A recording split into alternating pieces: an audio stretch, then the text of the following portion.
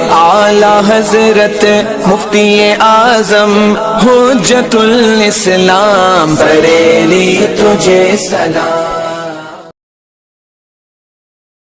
السلام علیکم ورحمۃ اللہ تعالی وبرکاتہ۔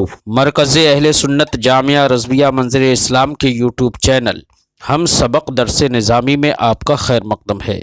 پیارے بچوں، جنہوں نے اب تک ہمارے چینل کو سبسکرائب نہیں کیا ہے وہ ضرور سبسکرائب کر لیں اور بیل آئیکن یعنی گھنٹی بھی بجا دیں تاکہ ہر ویڈیو کی نوٹیفیکیشن اطلاع اپلوڈ کرتے ہی آپ تک پہنچ جائے، اور اپنے ساتھیوں سے بھی شیئر کریں، شیئر کرنا نہ بھولیں تاکہ ان کو بھی فائدہ حاصل کرنے کا موقع ملے، اور بات پسند آئے تو لائک بھی کیا کریں اور اپنے قلبی تأثر کو ضرور کمنٹ کر کے بتائیں۔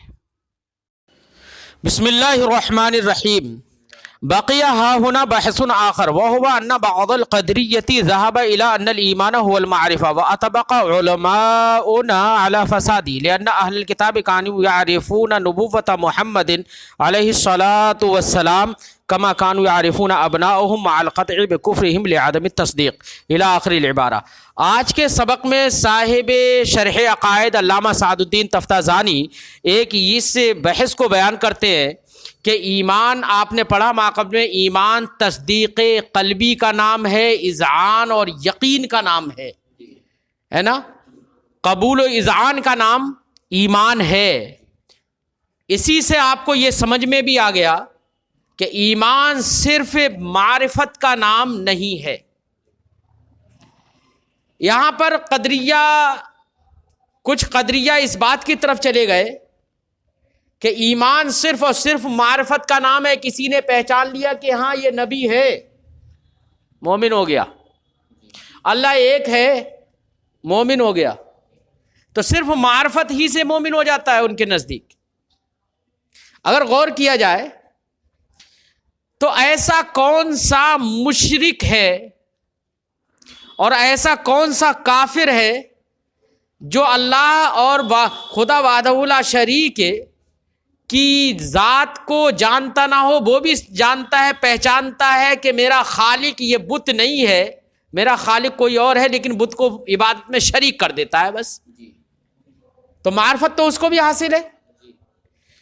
کفار مکہ ہوں یا کفار عرب، وہ بھی نبی کی نبوت کو جانتے تھے۔ کتنے اہل کتاب ایسے ہیں جو نبی کی نبوت کو جانتے تھے، جیسے قرآن نے فرمایا یعرفونہ کما یعرفون ابناءہم، وہ تو نبی کو ایسے ہی جانتے ہیں جیسے کہ اپنے بیٹوں کو، بچوں کو جانتے ہیں، اور آدمی کو اپنے بیٹے کے سلسلے میں شک بھی نہیں ہوتا اس کی معرفت میں۔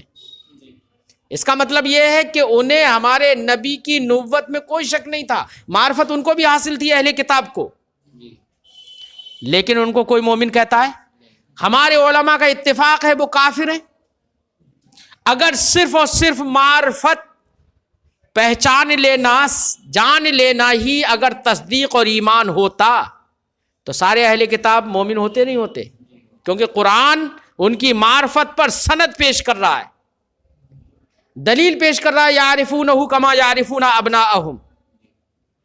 بات سمجھائی؟ اس کا مطلب یہ ہوا کہ نفس معرفت وہ ایمان نہیں ہے، ایمان نام ہے دل کے جمنے کا، ربط قلب کا، تصدیق و اذعان کا۔ بات سمجھ میں آ گئی ہے؟ صاحب کتاب قدریہ کے اس مذہب کی تردید فرماتے ہیں، بقیہ ہا ہونا بحث آخر، یہاں پر ایک دوسری بحث رہ گئی، وہ یہ ان بعض القدریہ ذهب الى ان الایمان هو المعرفہ۔ بعض قدریہ اس بات کی طرف چلے گئے کہ ایمان وہ معرفت ہے، کیا ہے؟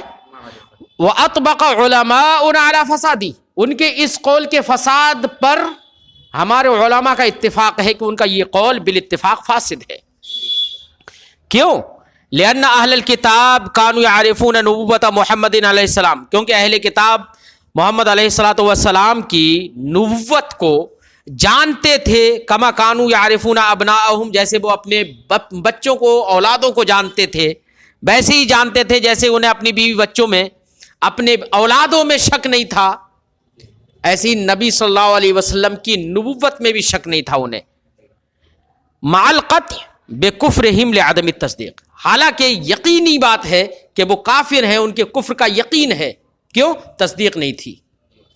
اگر معرفت ایمان کا نام ہے تو پھر وہ مومن ہوتے، لیکن یہاں پر تصدیق نہیں تھی، معرفت تو انہیں حاصل تھی، اسی لیے وہ کافر تھے۔ اس سے سمجھ میں آ گیا کہ معرفت ایمان کا نام نہیں ہے۔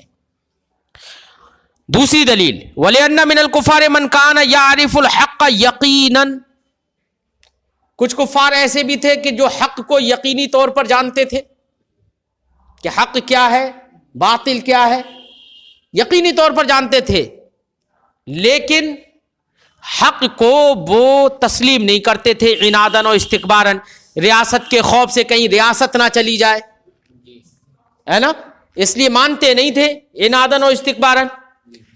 تو دیکھو معرفت تو ان کو بھی حاصل تھی، تو مومن ہو جانا چاہیے قدریہ کے بقول، لیکن علماء کا اتفاق ہے وہ سب کافر ہیں۔ اس کا مطلب یہ کہ نفس معرفت ایمان نہیں ہے۔ فرماتے ہیں کما کانو وَلِأَنَّ مِنَ الْكُفَّارِ مَنْ كَانَ يَعْرِفُ الْحَقَّ يَقِينًا، کچھ کفار ایسے بھی تھے جو حق کو یقینی طور پر جانتے تھے، وَإِنَّمَا كَانَ يُنْكِرُ عِنَادًا وَاسْتِكْبَارًا، اور وہ حق سے ناآشنا رہتے تھے، حق کا انکار کرتے تھے عناد اور استکبار کے طور پر، ہے نا۔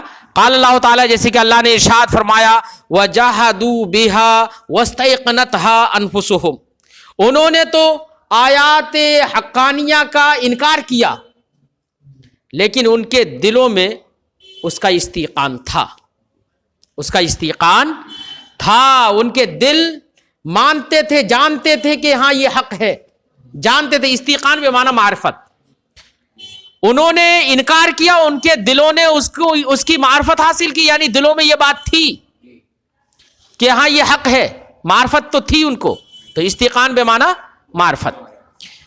تو یہ ان کی مذمت ہے، قرآن نے ان کی مذمت کی ہے، اس کا مطلب یہ کافر ہے، مومن نہیں ہے، اور نفس معرفت تو ان کو حاصل ہو گئی، کیونکہ قرآن کہہ رہا ہے استيقنتها انفسهم واستيقنتها انفسهم۔ فرماتے لہذا معرفت اور یا احکام کی معرفت، یا یہاں پر یہ مراد ہے جحدوا بها، احکام کا انہوں نے انکار کیا، واستيقنتها انفسهم، اور ان کے دلوں نے، ان کے نفسوں نے اس کی معرفت حاصل کی، یعنی ان کو معرفت تھی۔ تو یہاں پر استیقان احکام اور معرفت احکام ایک الگ چیز ہے، اور اعتقاد احکام اور اذعان احکام و تصدیق احکام ایک الگ چیز ہے۔ تو تصدیق احکام اور معرفت احکام کے درمیان فرق بیان کر دینا ضروری ہے، تاکہ آپ جان لیں کہ یہ معرفت ہے اور یہ تصدیق ہے۔ صاحب شرح آگے فرق بیان کریں گے کہ دیکھیے معرفت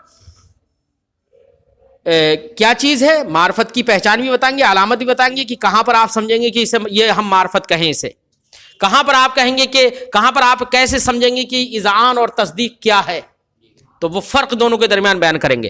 فرماتے ہیں فلا بد من بیان الفرق بین معرفت الاحکام و استیقانها و بین التصدیق بها و اعتقادها، لہذا فرق کر دینا ضروری ہے احکام کی معرفت اور اس کے استیقان، اور احکام کے تصدیق اور اس کے اعتقاد کے مابین۔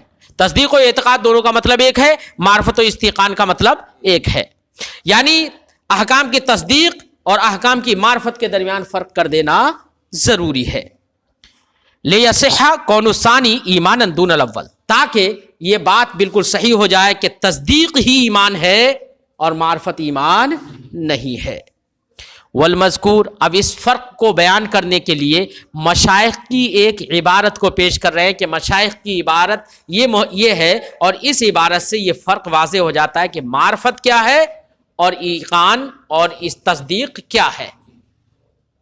فرماتے ہیں والمذکور فی کلام بعض المشائخ، بعض مشائخ کے کلام میں جو مذکور ہے وہ یہ ہے فرق کیا، ان التصدیق عبارت عن ربط القلب علی ما علم من اخبار المخبر، مخبر کے خبر دینے سے جو بات معلوم ہوئی ہے اس پر دل کا بندھ جانا، دل کا ڈھارس ہو جانا، دل کا اس پر مطمئن ہو جانا، دل کو قبول کر لینا، ربط کا معنی کچھ بھی کر سکتے ہو، دل کا اس کا اذعان کر لینا، اس کا نام ہے تصدیق۔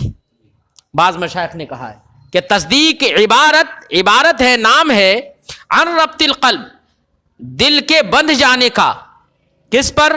علامہ علماء، اس پر جو مخبر کے اخبار سے معلوم ہوا ہے۔ مخبر کے، آپ نے خبر دی زید قائم، زید کھڑا ہے، ہمارا دل کو یقین ہو گیا، دل بند گیا کہ ہاں زید کھڑا ہی ہے، یہ ہے تصدیق۔ بات سمجھائی؟ اور یہ تصدیق امر کسبی ہے، دل کا اس پر یقین کر لینا یہ امر کسبی ہے۔ کیا ہے؟ یہ مصدق کے اختیار سے ثابت ہوتا ہے۔ اس کا مطلب یہ ہے کہ تصدیق امر کسبی ہے، اس کے برخلاف معرفت وہ امر کسبی نہیں ہے، ضروری نہیں ہے کہ وہ کسبی ہی ہو۔ کیسے؟ محض جان لینا، پہچان لینا، کوئی ضروری تھوڑی ہے کہ اس پر دل بندھا ہوا ہی ہو اور وہ ہمارے اختیار سے ہی حاصل ہو۔ ابھی ہم نے آنکھیں بند کی یا ہم سوتے ہیں، سونے کے بعد صبح میں فجر میں اٹھتے ہیں، ہماری آنکھ کھلتی ہے، کیا ہم صبح صبح فجر میں اٹھنے کے وقت ہمارا ارادہ اور قصد اور قصب یہ ہوتا ہے کہ ہم اپنی دیوار کو دیکھیں، اپنی چھت کو دیکھیں؟ ہمارے ذہن میں ہوتی ہے یہ بات؟ نہیں ہوتی ہے، لیکن آنکھ کھلتی ہے تو نظر دیوار پہ پہنچ گئی، پتھر پہ پہنچ گئی، پہنچتی ہے نا، معلوم ہو گیا کہ ہماری چھت جو ہے سفید ہے، معرفت حاصل ہو گئی۔ لیکن آپ نے قصد کیا، قصب، اس کا قصب کیا، یہ امر کسبی ہے؟ نہیں، آنکھ کھولتے ہی وہ کہیں نہ کہیں نظر تو پڑے گی ہی، اور جب نظر پڑے گی تو معرفت تو حاصل ہوگی، لیکن وہاں پر قصب آپ کا نہیں ہے، اختیار نہیں ہے بالکل۔ بات سمجھائی؟ اس کا مطلب دیکھیے معرفت حاصل ہوئی لیکن کسبی ہونا اس کا ضروری نہیں ہوا، لیکن تصدیق وہ صرف اور صرف کسبی ہوتی ہے، امر اختیاری ہوتی ہے۔ سمجھے نہیں؟ ہاں، تو یہ دونوں کے درمیان بعض مشائخ نے فرق بیان کیا ہے۔ فرماتے ہیں کہ تصدیق نام ہے ربط قلب کا اس پر جس کو جو جب معلوم ہو گیا ہے مخبر کی خبر دینے سے، وہ ہوا امر کسبی، اور وہ امر کسبی ہے، یثبت باختیار المصدق، یہ مصدق کے اختیار سے ثابت ہوتا ہے۔ ولذا یصاب علیہ، اسی وجہ سے کسبی ہونے کی وجہ سے اگر کسی نے تصدیق کی، نبی صلی اللہ علیہ وسلم نے کسی چیز کی خبر دی، ہم نے اس کی تصدیق کی، بالاختیار کر رہے ہیں نا، امر کسبی ہے، بالاختیاری ہے یہ تصدیق، اسی وجہ سے اس پہ ثواب ملتا ہے۔ بغیر اختیار کے آپ سے کوئی کام ہو گیا تو ثواب ملے گا؟ نہیں ملے گا نا۔ ایک بے اختیار آدمی جس نے صحیح سے کلی بھی کی، ناک میں پانی بھی چڑھایا، سب کام کر رہا ہے، اور اس کے بعد میں اس نے دیکھا کہ لوگ ایسے کھڑے ہوتے ہیں، ہاتھ باندھتے ہیں اور ایسے رکوع کرتے ہیں، ایسے سجدہ کرتے ہیں، وہ اسی طریقے سے مطلب اپنے کام کر رہا تھا، اور کام کرنے کے دوران وہ ایسے ہی کھڑا ہو رہا تھا، ایسے ہی رکوع کر رہا تھا، سجدہ کر رہا تھا، آپ کہیں گے کہ یہ نماز ہی ہے، اس کو نماز کا ثواب ملے گا؟ نہیں، جب تک کہ قصد کر کے ویسے افعال انجام نہیں دے گا اس وقت تک ثواب نہیں ملے گا جناب، ہے نا۔ تو اس کا مطلب یہ ہے کہ ثواب و عقاب میں قصد اور امر کسبی ضروری ہے۔ ایک آدمی قید خانے میں پڑا ہوا ہے، سالوں سے ایک کمرے میں آپ نے بند کر دیا، اب کئی سال ہو گئے، اور ایک وہ آدمی ہے کہ جو برسر عام نکلتا بھی ہے لیکن اپنی نگاہوں کو نیچے رکھتا ہے بالکل، ثواب کسے ملے گا؟ وہ بھی عورتوں کے دیکھنے سے رکا ہوا ہے جو کمرے میں بند ہے، وہ بھی غلط کام نہیں کر رہا ہے، اور غلط کام یہ بھی نہیں کر رہا ہے جو کہ ہر وقت لوگوں کے ساتھ اٹھنا بیٹھنا بھی کر رہا ہے، اس کے باوجود گناہوں سے محفوظ ہے، جس کے لیے مواقع فراہم ہے لیکن بالقصد اس کو نہیں کر رہا ہے، ثواب کسے ملے گا؟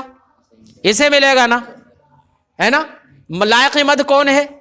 یہی شخص ہے، وہ تو نہیں جو دروازوں کے اندر بند کر دیا گیا ہے۔ اب اگر وہ کہے کہ یار مجھ سے بڑا ولی کوئی نہیں ہے، میں تو 10 سال تک میری نظر ہی نہیں گئی باہر، تو بھائی تیری ولایت کس بات کی ہے؟ تو مجبوری میں تھا، تجھے تو موقع نہیں مل رہا تھا، ہے نا، یہی تو تھا نا۔ اس کا مطلب کیا ہوا کہ ثواب کا تعلق قصد سے ہے، امر کسبی سے ہے، بالقصد اور بالکسب اگر کوئی آدمی کر رہا ہے اچھا کام تو ثواب ملے گا، اور اگر بلا قصد بلا اختیار اگر کسی سے ہو رہا ہے وہ کام بلا اختیار تو اس پر ثواب مرتب نہیں ہوتا ہے. یہی وجہ فرماتے ہیں وَلِذَا يُثَابُ عَلَيْهِ، اسی وجہ سے اس پر ثواب ملتا ہے. وَيُجْعَلُ رَأْسُ الْعِبَادَاتِ، اور اسی قصد اور کسب کو رأس العبادات قرار دیا گیا ہے. کیا قرار دیا گیا؟ اسے اصل عبادات قرار دیا گیا کہ یہ ثواب کا دار و مدار اسی پر ہے. بات سمجھ میں آ گئی؟ برخلاف معرفت کے فَإِنَّهَا رُبَّمَا يَحْصُلُ بِلَا کسب، تو معرفت تو کبھی کبھی بلا کسب بھی حاصل ہو جاتی ہے. مثال دے رہے ہیں کمم وقع بصرہ علی جسم، جیسے کہ وہ شخص جس کی نظر کسی جسم پر پڑی اچانک. جیسے میں نے سونے کی مثال دی تھی، سو کر اٹھے مثال دی تھی نا. جیسے کسی شخص کی نگاہ پڑی جسم پر، فحصل له معرفت، تو اس کے لیے معرفت حاصل ہو گئی. معرفت انہ جدار، اس بات کی معرفت حاصل ہو گئی کہ وہ دیوار ہے، وہ پتھر ہے، وہ چھت ہے، یہ سفید ہے، یہ کالا ہے، کچھ بھی اس کو یہ معرفت حاصل ہو گئی. تو یہاں پر معرفت بلا قصد حاصل ہو رہی ہے نا، بلا اختیار حاصل ہو رہی ہے، بلا کسب حاصل ہو رہی ہے. یہ فرق ہے تصدیق اور معرفت کے درمیان. اس سے خلاصہ گفتگو یہ نکلا کہ تصدیق امر کسبی ہے، امر اختیاری ہے، اور معرفت کوئی ضروری نہیں ہے کہ وہ امر کسبی اور امر اختیاری ہو. یہی سمجھ میں آ گیا نا. فرماتے ہیں وہذا ما ذکرہ بعض المحققین، یہی مفہوم ہے اس کا جس کو بعض محققین نے اپنی ان لفظوں سے ذکر کیا ہے. کیا ذکر کیا بعض محققین نے؟ کہ ان تصدیق ہوبا ان تنسب باختیارک الصدق الی المخبر، کہ تصدیق نام ہے اس چیز کا کہ تم اپنی اختیار سے صداقت کو منسوب کرو مخبر کی جانب. صداقت کو منسوب کرو مخبر کی جانب. حتی لو وقع ذلك فی القلب من غیر اختیار، یہاں تک کہ اگر صدق کی نسبت مخبر کی جانب آپ کے دل میں واقع ہو جائے بلا اختیار، بغیر اختیار کے اگر یہ صداقت کی نسبت آپ کے دل میں واقع ہو گئی، لم یکن تصدیقہ، تو اس کا نام تصدیق، یہ تصدیق نہیں ہوگی. اس کا مطلب کیا ہے؟ بلا اختیار تصدیق ہے. ٹھیک ہے. وَإِنْ كَانَ معرفہ، اگرچہ یہ معرفت ہوگی. بات سمجھ میں آ گئی؟ صاحب شرح فرماتے ہیں کہ یہ فرق کچھ لوگوں نے جو بیان کیا ہے نا، بات صحیح ہے، لیکن کچھ الفاظ کا ہیر پھیر ایسا ہے کہ جس کی وجہ سے صاحب شرح عقائد کہتے ہیں کہ یہ فرق ہمیں ہضم نہیں ہو رہا ہے نا، یہ فرق ہمیں اچھا نہیں لگ رہا ہے، موزون نہیں ہے. کیوں؟ اس لیے کہ کہتے ہیں کہ یار انہوں نے براہ راست کہہ دیا کہ تصدیق امر اختیاری ہے. تصدیق کیا ہے؟ امر اختیاری ہے. آپ ذرا غور کریے، صاحب تحقیق ہیں تو تحقیق کریے، اس کا تجزیہ کریے. تو تصدیق علم کے اقسام میں سے ایک قسم ہے نا. ذرا آپ بولو. کہا صاحب قطبی نے کہا تھا العلم اما تصور و اما تصدیق. علم یا تو تصور ہے یا تصدیق ہے نا. تو اس کا مطلب یہ ہوا کہ تصدیق کس کی اقسام سے ہے؟ علم کے اقسام سے. اور علم کیفیات نفسانیہ سے ہے، افعال اختیاریہ سے نہیں ہے. یہ بالکل متعین بات ہے. اور جب علم کیفیات نفسانیہ سے ہے، مقولہ کیف سے ہے، نہ کہ مقولہ فعل سے ہے نا، تو اس کی قسم بھی کس سے ہوگی؟ مقولہ کیف ہی سے ہوگی. اس کا مطلب تصدیق بھی مقولہ کیف سے ہے، کیفیات نفسانیہ سے ہے. تو اس کو فعل اختیاری کیسے کہہ سکتے ہیں فعل اختیاری، ہے نا. تو علامہ سعد الدین تفتازانی کہہ رہے ہیں کہ ان لوگوں کا یہ کہنا کہ تصدیق فعل اختیاری ہے، یہ بڑا مشکل مسئلہ ہے، یہ موزون نہیں ہے. ٹھیک ہے نا. اہل تحقیق اسے قبول نہیں کریں گے، لیکن بات تو ان کی بھی صحیح ہے. تو صاحب شرح علامہ سعد الدین تفتازانی، ان کی بات صحیح ہے، مگر لیکن ان کی بات کا مطلب کیا ہے، اس مطلب کو بیان کر رہے ہیں. مقصد کیا ہے، خلاصہ کیا ہے، اس کو بیان کر رہے ہیں. دیکھیں خلاصہ گفتگو یہ ہے، جن حضرات نے جو یہ کہا کہ امر کسبی ہے تصدیق، فعل اختیاری ہے تصدیق، اس کا مطلب یہ نہیں ہے کہ تصدیق فعل اختیاری ہے، بلکہ اختیاری ہونے کا تعلق آلے سے ہے. کس سے ہے؟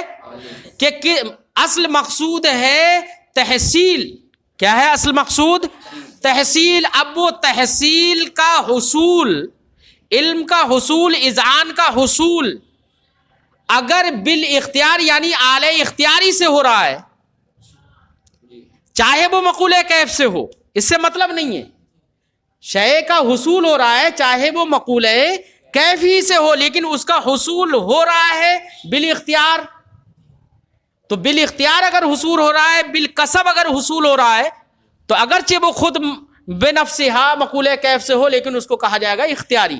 تو جن بزرگوں نے یہ کہا ہے کہ تصدیق امر اختیاری ہے، فعل اختیاری ہے، ان کے فعل اختیاری ہونے کا مطلب یہ نہیں ہے کہ وہ مقولہ فعل سے ہے، مقولہ کیف سے نہیں ہے، یہ مطلب نہیں ہے. ہے تو مقولہ کیف ہی سے، لیکن اس کا حصول جس سبب سے ہو رہا ہے، جن اسباب کو استعمال کر کے ہو رہا ہے، ان اسباب کا استعمال، ان اسباب کی تحصیل بالاختیار ہے. تو اسباب کے لحاظ سے انہوں نے جو حاصل ہوا اس کو اختیاری کہہ دیا ہے. اس کا مطلب یہ نہیں ہے کہ وہ مقولہ فعل سے ہو گیا، مقولہ کیف سے نہیں رہا، لیکن اسباب بالاختیار حاصل کیے اس شخص نے، اس لیے ان اسباب کے پیش نظر اس کو اختیاری کہا جا رہا ہے. بات سمجھ میں آ گئی؟ ہاں. فرماتے ہیں وہذا مشکل، یہ فرق جو انہوں نے بیان کیا ہے اس میں اختیاری ہونے کا جو قول کیا ہے یہ بات مشکل ہے. کیوں؟ لأن تصدیق من اقسام العلم، کیونکہ تصدیق اقسام علم سے ہے. وہ من کیفیات نفسانیہ، اور وہ یعنی علم جو ہے کیفیات نفسانیہ سے ہے، دون الافعال الاختیاریہ، نہ کہ افعال اختیاریہ سے. کیوں؟ ان لأن اذا تصورنا النسبۃ بین شیئین، کیونکہ جب ہم نسبت کا تصور کریں دو چیزوں کے درمیان، وہ شککنا، اور پھر ہم شک کریں اس میں کہ انہا بالاثبات او النفی، کہ وہ نسبت اس بات کے ساتھ ہے یا نفی کے ساتھ ہے، یا بھی ہمیں شک تھا. ثم اقیم البرہان علی ثبوتها، پھر دلیل قائم کر دی گئی اس بات پر کہ وہ نسبت دو چیزوں کے درمیان جو ہے وہ بالاثبات ہے، اس بات پر دلیل قائم ہو گئی. فالذی یحصل لنا هو الاذعان، تو اب دلیل قائم ہونے کے بعد ہم کو جو حاصل ہوگی، اذعان حاصل ہو جائے گا، قبول حاصل ہو جائے گا. تو اذعان و قبول ہم کو حاصل ہو گیا اسی نسبت کا. وہ معنی تصدیق والحکم، یہی معنی ہے تصدیق کا بھی، یہی معنی ہے حکم کا بھی، یہی معنی ہے اثبات کا بھی، اور یہی معنی ہے ایقاع کا بھی، ہے نا. تو دلیل قائم کر دی گئی نا. دلیل قائم کرنا مطلب بالاختیار ہے یا بالاضطرار ہے؟ بالاختیار ہے. تو بعد میں جو تحصیل علم ہو رہا ہے، اذعان ہو رہا ہے، یقین ہو رہا ہے، قبول ہو رہا ہے دلیل قائم کرنے کے بعد، اور یہ دلیل قائم کرنا اختیاری ہے. اس کا مطلب یہ ہے کہ جس کے ذریعے سے اذعان کا حصول ہوا ہے وہ امر اختیاری ہے. اس بنا پر کہا جائے گا کہ تصدیق امر اختیاری ہے. وجہ سمجھ میں آ گئی؟ سبب چونکہ اختیاری ہے. فرماتے نام، ہاں تحصیل و تلکل کیفیہ یکون بالاختیار، اس کیفیت کا حصول بالاختیار ہوگا فی مباشرت الاسباب، اسباب کے استعمال میں اختیار ہوگا. کیا؟ اسباب کے استعمال میں اختیار ہوگا. وصرف النظر، اور صرف نظر میں اختیار ہوگا. ورفع الموانع، اور موانع کے ختم کرنے میں، کہ جو علم کے حاصل ہونے سے روکنے والی چیزیں ہوں ان کے ختم کرنے میں اختیار ہوگا. ونحو ذالک، اس طرح سے دوسرے اختیارات ان چیزوں میں ہوں گے. وبہذا الاعتبار، اسی اعتبار سے کہ اسباب کا استعمال بالاختیار ہے، اسی اعتبار سے یقع التکلیف بالایمان، ایمان کی تکلیف واقع ہوتی ہے کہ ایمان کا بندہ مکلف ہے.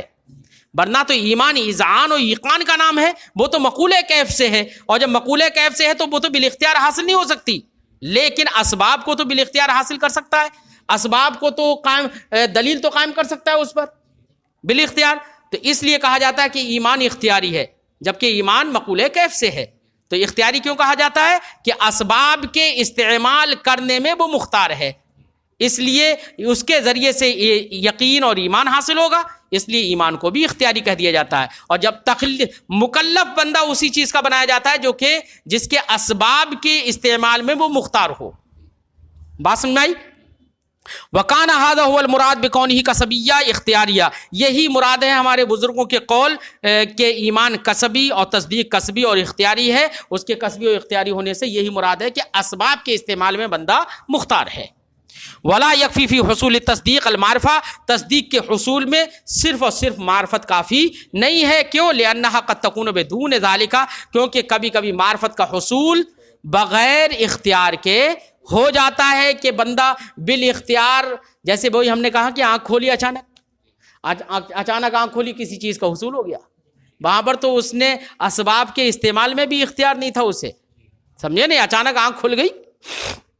نام یلزم ان تکون المعرفت الیقینیہ المکتسبہ، ہاں کبھی کبھی معرفت ایسی بھی ہوتی ہے جو یقینی ہوتی ہے اور آدمی اس کا قصد بھی کرتا ہے، تو ایسی صورت میں جہاں پر معرفت یقینیہ کسبیہ ہو ایسی معرفت ایمان ہوگی. ایسی معرفت نفس معرفت ایمان نہیں ہوگی بلکہ وہ معرفت ایمان ہو جائے گی. اب وہ معرفت نفس معرفت ہونے کی وجہ سے نہیں بلکہ اس وجہ سے کہ اذعان اور یقین کا حصول، جس کو فارسی میں گرویدن سے تعبیر کرتے ہیں، جس کو قبول و تسلیم کہا جا سکتا ہے، اس کا حصول ہو جا رہا ہے. سمجھے نہیں؟ تو ایسی معرفت. اچھا جناب کوئی کہنے لگے کہ یار جب ایسی معرفت ایمان ہوگی تو اہل کتاب کو بھی تو معرفت تھی. قرآن نے کہا کہ ان کو تو ایسا علم ہے، ایسی معرفت ہے نبی کی جیسے کہ وہ اپنے بچوں کو جانتے ہیں، تو پھر تو وہ مومن ہو جانا چاہیے. تو فرماتے ہیں کہ لیکن ایسی معرفت جو بالکسب ہو، اختیاری ہو اور یقینی ہو، ہے نا، ایسی معرفت کا حصول کفار کے لیے ہمیں تسلیم نہیں ہے. کیوں؟ اس لیے، اور اگر مان بھی لیں، تھوڑی پہلی بات تو تسلیم نہیں ہے کیونکہ ان کے دل نہیں جمے ہوئے تھے، اس لیے تسلیم نہیں. اور اگر مان بھی لیں کہ ان کے دل جم گئے تھے، ان کو یہ معرفت حاصل تھی، تب بھی ہم ان کے کفر کا قول کریں گے. کیوں؟ اس لیے کہ علامات تکذیب، امارات تکذیب، جس کو شارع نے علامات تکذیب قرار دیا ہے، وہ علامتیں ان کے پاس موجود تھیں، اس لیے ان کی تکفیر کی جائے گی. فرماتے ہیں نام یلزم ان تکون المعرفت الیقینیہ المکتسبہ، ہاں لازم یہ آئے گا کہ وہ معرفت جو یقینی ہو، مکتسبہ ہو، بالاختیار حاصل ہو، تصدیق ہو جائے وہ معرفت. ولا بأس بذلک، اور اس کے تصدیق ہونے میں کوئی حرج نہیں ہے. لأنہ حینئذ یحصل المعنی، کیونکہ اس صورت میں جب معرفت یقینیہ مکتسبہ بالاختیار اگر ہوگی تو ایسی صورت میں وہ معنی حاصل ہو جائے گا الذی یعبر عنہ بالفارسیہ، جس کی تعبیر فارسی میں گرویدن سے کر دی جاتی ہے. ولیس الایمان والتصدیق سوا ذلک، اور ایمان و تصدیق اس کے سوا کسی کا نام نہیں ہے، اسی کا نام ہے. تو ایسی صورت میں یہ معرفت ایمان و یقین ہو جائے گی. وحصولہ للکفار المعاندین والمنکرین، اور ایسی معرفت کا حصول جو معرفت یقینیہ مکتسبہ بالاختیار ہو، ایسی معرفت کا حصول معاندین، منکرین، کفار کے لیے ممنوع، ہمیں تسلیم نہیں ہے. ہمیں تسلیم کیوں؟ اس لیے کہ معرفت تو انہیں حاصل ہے لیکن معرفت یقینیہ مکتسبہ بالاختیار نہیں ہے، ان کے دل جمے ہوئے نہیں ہیں جس کو ہم گرویدن سے تعبیر کر سکیں، ہے نا. اور اگر تسلیم بھی کر لیں تھوڑی دیر کے لیے کہ ایسی معرفت انہیں حاصل ہو گئی تو جواب کیا ہوگا کہ علامات تکذیب پائے جانے کی وجہ سے ہم تکفیر کا قول کریں گے. فرماتے ہیں وعلی تقدیر الحصول، اور حصول کی تقدیر پر فتکفیرہم، تو ان کی تکفیر یکون بانکارہ باللسان، زبان سے انکار کرنے کی وجہ سے ہوگی کہ زبان سے تو نہیں مانتے تھے نا، ہے نا. واصرارہم علی العناد، اور عناد پر وہ مصر تھے، اس کی بنا پر ان کی تکفیر ہوگی. والاستکبار، استکبار پر وہ مصر تھے اس لیے تکفیر ہوگی. وما ہوا من علامات تکذیب والانکار، اور جو بھی علامات تکذیب و انکار ہیں اس پر وہ لوگ تھے اس لیے ان کی تکفیر ہوگی، ان کو مومن نہیں کہا جائے گا.